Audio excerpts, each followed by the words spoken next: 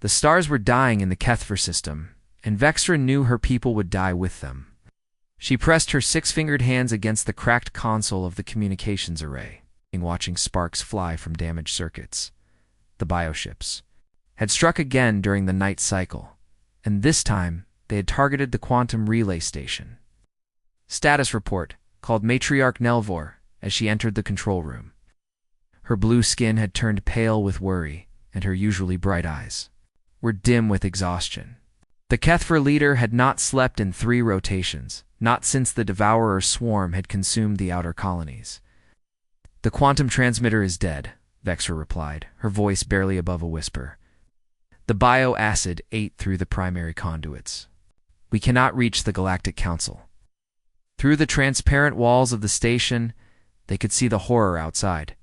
Massive organic ships, each one larger than their biggest cities, moved between the planets like hungry beasts. One was feeding on the 3rd moon of Keth Prime, its living hull expanding as it consumed rock and metal. The creature's surface pulsed, with veins of green light, and smaller bioships swarmed around it like parasites. "How long until they reach the homeworld?" asked Nalvar. Maybe 3, if we are lucky," said Communications Officer Tixum from across the room. He was young for a Kethver, barely past his 2nd malting, but he had worked harder than anyone to keep their signals alive. "The defense fleet is down to 6 ships. The bioweapons are adapting to our plasma cannons." Max stared at the broken equipment. For 1,000 years, the Kethver had lived in peace. They were scholars and artists, not warriors.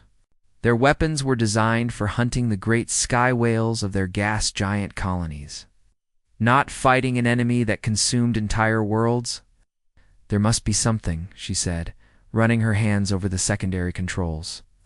"Some way to call for help." "The emergency beacon," whispered Tixon suddenly. "The old electromagnetic transmitter we use for local communications. It is primitive, but it still works." Nalvor moved closer. "Can it reach the council worlds?" "No," Vexra said. "Slowly, but it might reach someone. The signal will travel on radio waves instead of quantum channels. Any species with basic technology could detect it." "Do it," ordered the matriarch. "Send everything we have. Our location, our situation, our need for help. Maybe some trader or explorer will hear us." Vexra activated the ancient system. The machine hummed to life, its crude circuits sparking with power. She began encoding their message, pouring their entire history into the transmission. The beauty of their art, the wisdom of their science, the desperate hope of a dying people. "Help us," she whispered as she typed. "We are the Kethver of the Spiral Arm. The Devourers consume our worlds. We are few, they are many. Please, if anyone hears this, help us." The message launched into space on primitive radio waves, traveling at the speed of light toward distant stars. But the damaged relay station had corrupted the signal, sending it in directions Vexra never intended. Instead of reaching nearby systems, the transmission spread wide across the galaxy, touching worlds the Kethver had never heard of. 47 light-years away, on a small blue planet in an unremarkable solar system, Dr. Minho Kim was working the night shift at the Korean Deep Space Communications Center. The facility was quiet, except for the hum of computers and the occasional beep of automated systems. Most of his colleagues had gone home hours ago, leaving him alone with the radio, telescopes and signal processors. Minho was drinking his 4th cup of coffee when the alarm sounded. He nearly dropped his mug as he rushed to the main console, his heart pounding. In 15 years of monitoring deep space, he had never seen anything like the signal appearing on his screens. "This is not natural," he said aloud, his voice echoing. In the empty room, the transmission was clearly artificial, with mathematical patterns that could only come from intelligent beings. But the source was impossible to trace. It was coming from somewhere beyond the edge of human exploration. His hands shook as he began the decoding process. The signal was weak and distorted, but he could make out fragments of meaning. Images of beautiful, crystal cities, mathematical formulas written in flowing script. And then something that made his blood run cold. Pictures of destruction, organic ships, consuming planets. Millions of beings fleeing in terror, and coordinates pointing to a star. System no human had ever visited. Director Park Min-ho said into his communicator, his voice barely steady. You need to come in right now. We've received what appears to be an alien distress call. Within hours, the message had reached the highest levels of Earth's government. Military leaders studied the coordinates while scientists analyzed the alien technology. The signal was clear in its desperation. Even if the details were hard to understand, an unknown species was dying, and they had asked the universe for help. By accident or fate, their plea had reached Earth. Now humanity faced a choice that would change everything. The emergency meeting in Seoul lasted 18 hours. President Lee sat at the head of a long table surrounded by military officers, scientists, and world leaders connected by video link. The alien message played on repeat. On the main screen showing images of destruction that made everyone in the room uncomfortable. We have no idea what we would be flying into, said General Kim, his weathered face serious. These bioships in the transmission are massive. Our entire fleet might not be enough to fight even one of them. We cannot ignore this, replied Doctor. You, from the science division, should spend the last day studying the alien signal. This is first contact with another intelligent species. They are asking for help. How can we turn our backs on them? Fleet Admiral Jae-Sung Lee stood up slowly. He was a tall man with gray hair and kind eyes. But everyone in the room knew he was the toughest commander in Earth's small space navy. How many ships can we gather? 12 vessels, sir, answered Captain Han from the corner. The entire interstellar fleet. 6 destroyers, 4 cruisers, and 2 carriers. We also have the new experimental ships from the Luna yards. Crew requirements, 30. 1,000 volunteers, minimum. We would need every trained spacer on Earth, plus Marines and support staff. President Lee looked around the table. The risks are enormous. We know nothing about this enemy except that they destroy planets. We do not even know if our weapons will work against them. Mr. President, said Admiral Lee quietly with respect, that is not the point. Someone asked for help. If we ignore this message because it is dangerous, what kind of people does that make us? The room fell silent. Through the large windows, they could see the lights of Seoul stretching to the horizon. 7 billion humans lived on Earth, most of them unaware that alien life had been discovered. Most of them unaware that their leaders were deciding whether to risk everything for strangers. I need to think, said the president. Give me 1 hour. While the politicians debated, Admiral Lee walked to the spaceport where Earth's fleet waited. The ships were beautiful in their own way, sleek metal vessels with powerful engines and advanced computers. But they were small compared to the bioships in the alien message. The largest human vessel was barely 300 meters long. Captain Soyoung Han found him staring at the ships. She was young for a ship commander, only 35, but she had earned her position through skill and courage. Sir, the crews are asking questions. Word is spreading about the alien signal. What are they saying? They want to go, sir. Every single one of them has volunteered for the mission, even though we have not officially announced it yet. Admiral Lee smiled for the first time in days. Of course they have. That is what humans do. The call came an hour later. President Lee's voice was firm over the communicator. Admiral, you have permission to assemble the fleet. We go to help these aliens. The next week was chaos. Every space dock in the solar system worked around the clock to prepare the ships.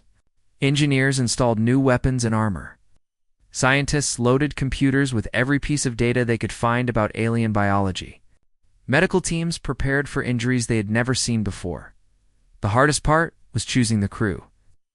Over 1 million people volunteered when the mission was announced. Military personnel, civilian engineers, doctors, even ordinary citizens with no space training begged to be included. The selection boards worked day and night to pick the best candidates.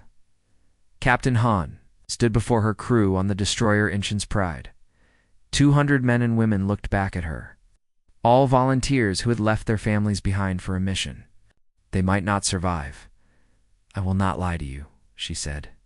We are traveling 47 light years to fight an unknown enemy for people we have never met. The odds are not good. Some of us will not come home, Captain.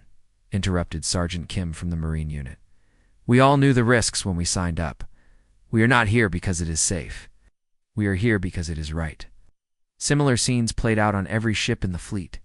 30,000 humans prepared to leave everything behind for strangers who might already be dead by the time they arrived.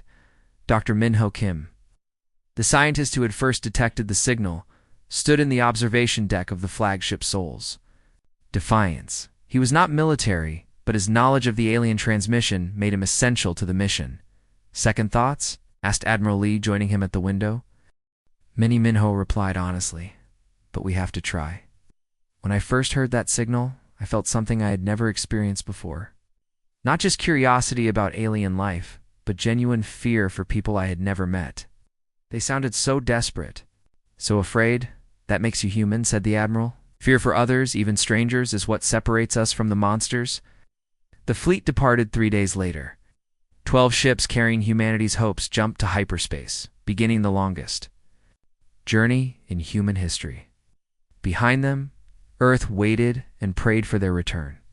The human fleet dropped out of hyperspace at the edge of the Kethver system, and every person on every ship stared in horror at what they found. The stars were still there, but everything else was wrong. Our planet should have been massive. Organic shapes moved through space like living nightmares. Navigation. Officer Hyan Woo Park stood at his station on the flagship Seoul's Defiance, his hands frozen over the controls. Admiral, he whispered, the third planet is gone, completely gone. Admiral Jae-Soon Lee moved to the main viewing screen. What he saw made his stomach turn. A bioship the size of a small moon was feeding on what remained of the planet. Creature's surface pulsed with green veins, and smaller organisms swarmed around it like insects. Where rock and metal had once been, there was only empty space and the growing mass of the feeding monster. How many of them are there? Asked Captain So Young-han over the communication system from her destroyer. Sensors are picking up 43. Large bioships, reported Lieutenant Taewon Lee from the science station, plus hundreds of smaller ones. Some of them are bigger than our largest cities. Dr. Minho Kim joined the Admiral at the viewing screen. His face was pale as he studied the alien creatures. The transmission showed destruction, but this is worse than we imagined. They are not just attacking the planets. They are eating them. Through the chaos of feeding bioships, they could see the survivors. Dozens of small Kethver vessels huddled around the system's dying star, protected by energy shields that flickered weakly. The alien ships were beautiful even in their desperation, made of crystalline metal that caught the starlight like art pieces.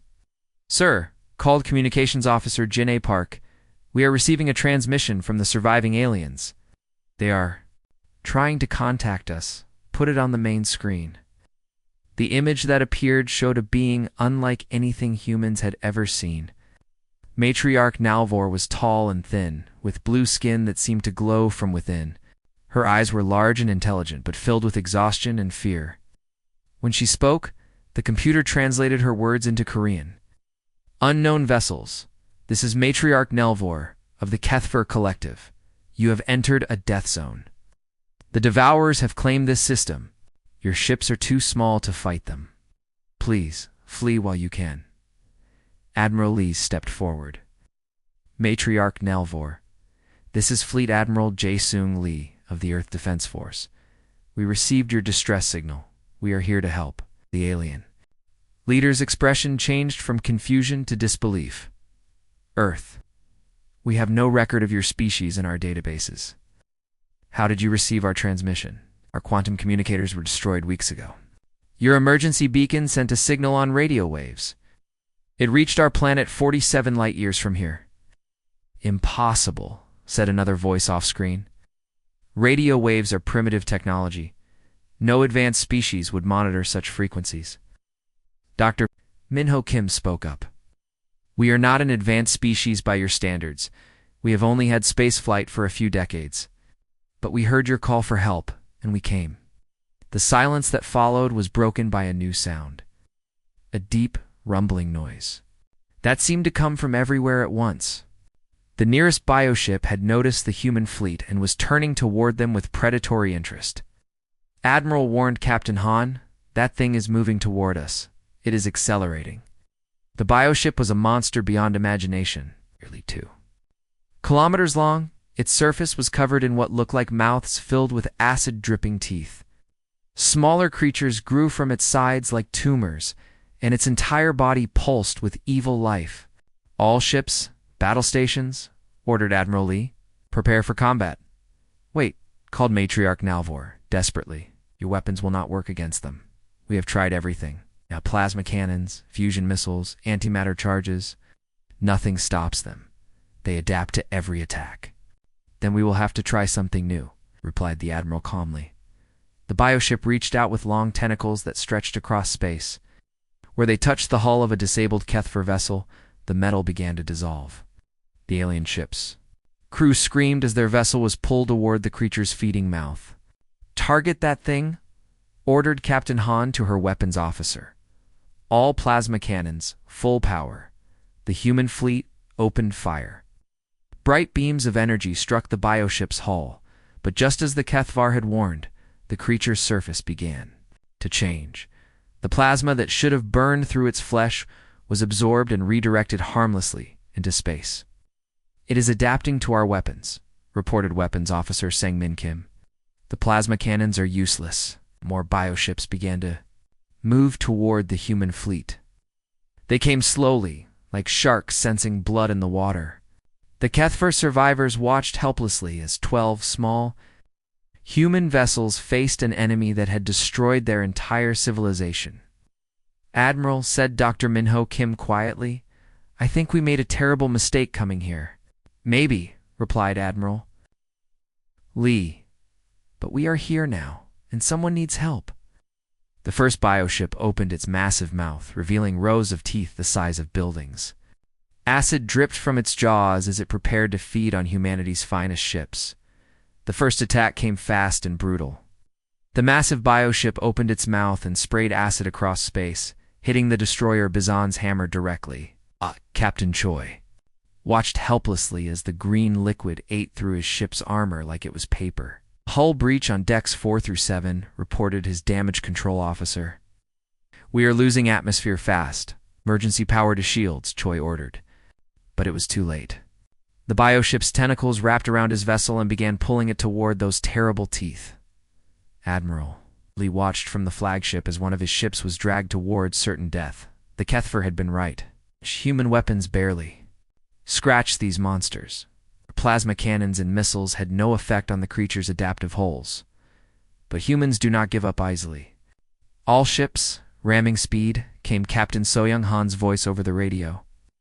Her destroyer Inchin's Pride was already accelerating toward the bioship that held the Bizon's hammer.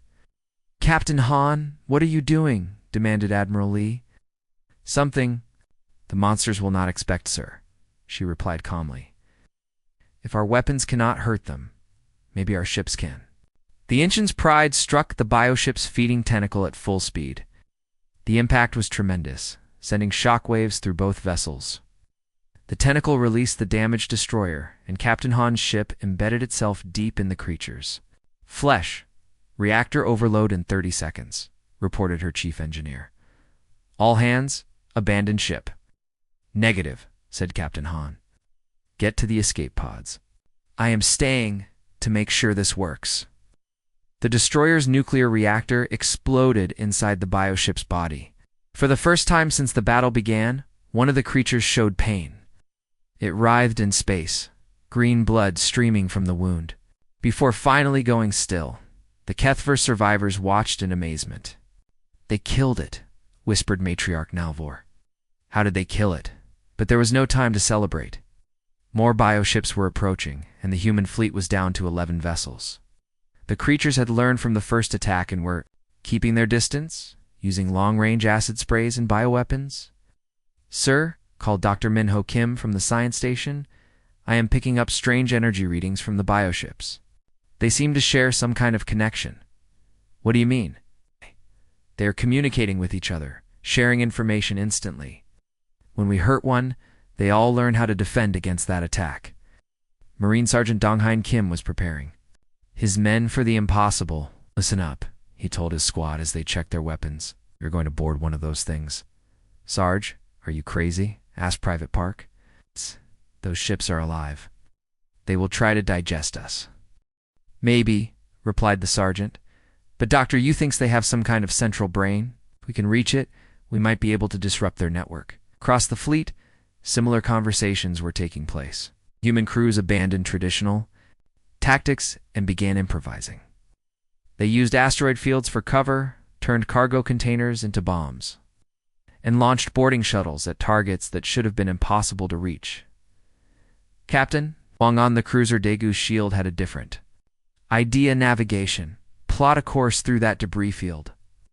We are going to hide among the wreckage. Sir, the debris is from destroyed Kethfer ships. It is unstable. Good. Maybe the bioships will not expect us to hide there. The plan worked. The cruiser disappeared among the twisted metal remains of alien vessels, and when a bioship came close to investigate, Captain Wang struck. His ship emerged from hiding and fired every missile it had directly into the creature's sensor clusters. The bioship was blinded, but not killed. It lashed out wildly with its tentacles, destroying more debris but missing the human ship.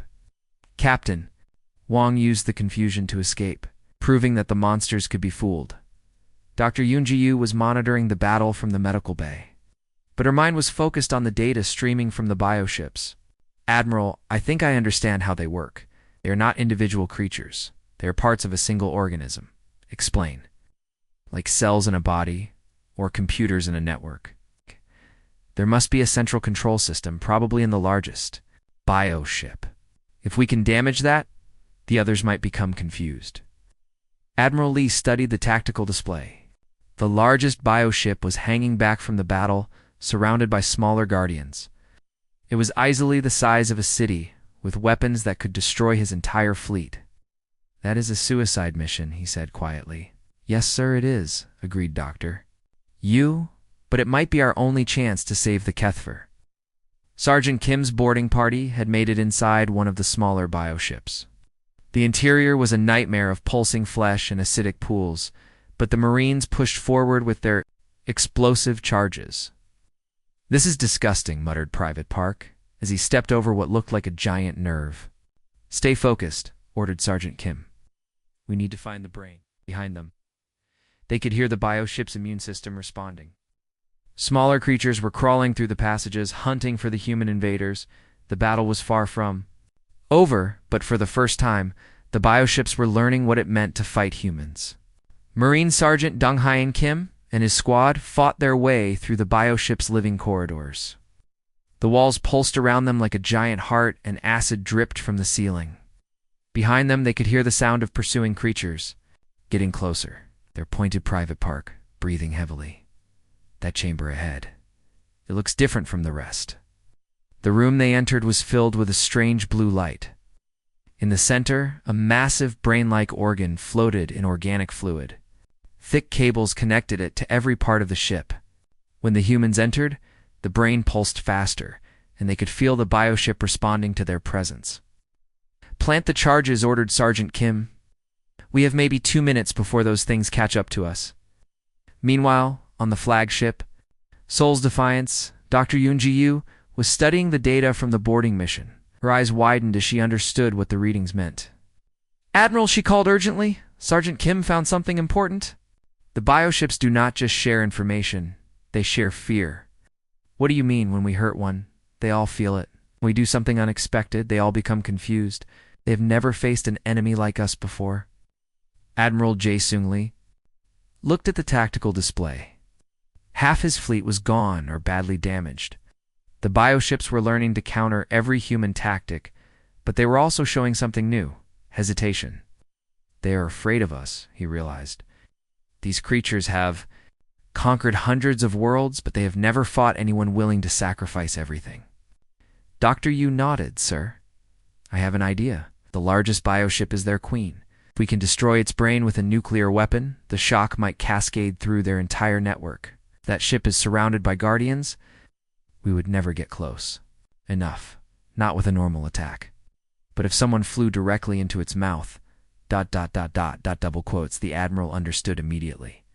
It would be a suicide mission with no chance of survival. Whoever made the run would die, but they might save both the human fleet and the Kethfer survivors. "Prep my shuttle," he said quietly. "Sir, you cannot," protested Captain Han over the communication system. "The fleet needs you. The fleet needs someone to make this sacrifice. I am the Admiral. It is my responsibility."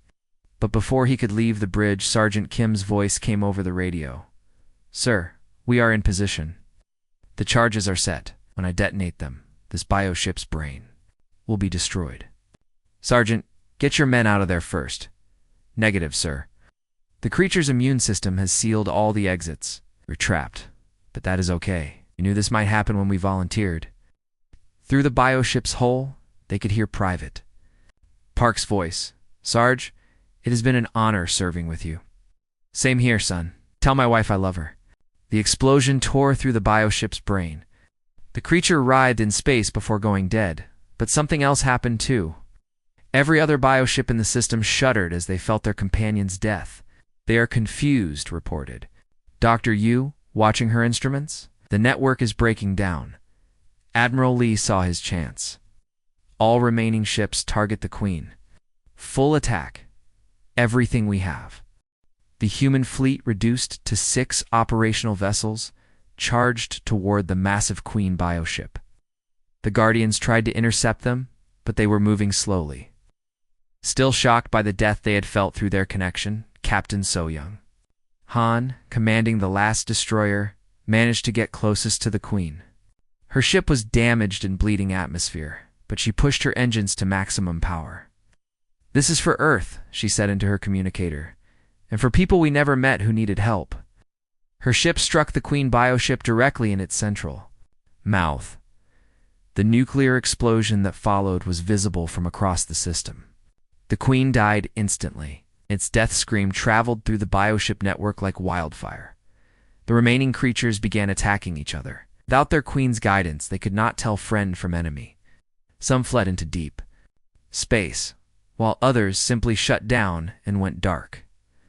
Of the 30,000 humans who had answered the alien distress call, fewer than 7,000 survived.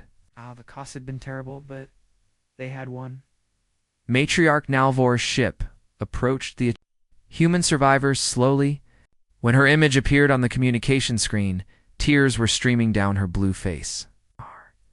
"Your people traveled across the void to die for strangers," she said, her voice breaking. "Why would you do such a thing?" Commander Tamino, the highest-ranking human survivor, looked tired but proud. "Because you needed help, and we could give it." The simple answer would echo across the galaxy in the months that followed. The Kethver shared the story of the humans who answered a distress call meant for others, who fought without hope of reward, who died to save people they had never met. Within a year, other species began reaching out to Earth, not as conquerors or traitors, but as friends. The galaxy had learned that somewhere in the spiral arm lived a species that would cross any distance to help those in need, and in the darkness between stars, tyrants and slavers began to look over their shoulders, wondering if their victims. Cries might summon ships bearing the blue flag of Earth. The age of human isolation was over. The age of human heroism had begun.